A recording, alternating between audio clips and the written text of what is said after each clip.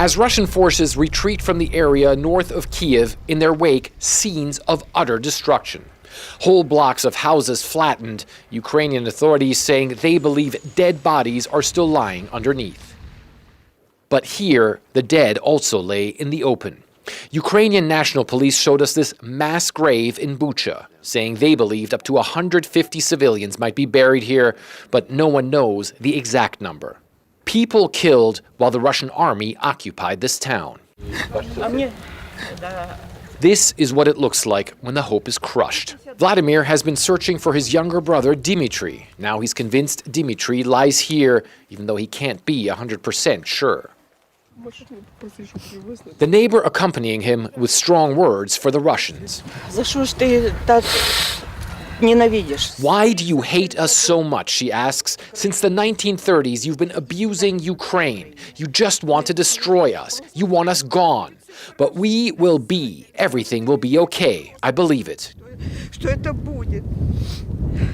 Video from Bucha shows bodies in the streets after Russian forces left the area. Some images even show bodies with hands tied behind their backs. The Russian Defense Ministry denies killing civilians and claims images of dead civilians are, quote, fake. But we met a family just returning to their house in Borodyanka, which they say was occupied by Russian soldiers. They show us the body of a dead man in civilian clothes they had found in the backyard. His hands and feet tied with severe bruises and a shell casing still laying nearby. Russia's military appears to have suffered heavy losses before being driven out of the area around Kiev. This column of armored vehicles in Bucha completely destroyed.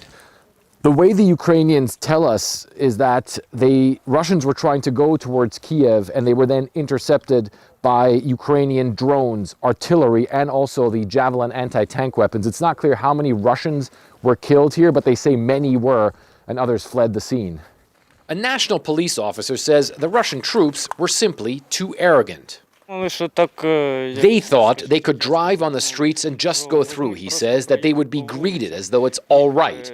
Maybe they think it is normal to drive around looting, to destroy buildings and to mock people, but our people didn't allow it. And now it appears all the Russians have withdrawn from here. Ukraine says it is now in full control of the entire region around Kiev. But it is only now that the full extent of the civilian suffering is truly coming to light.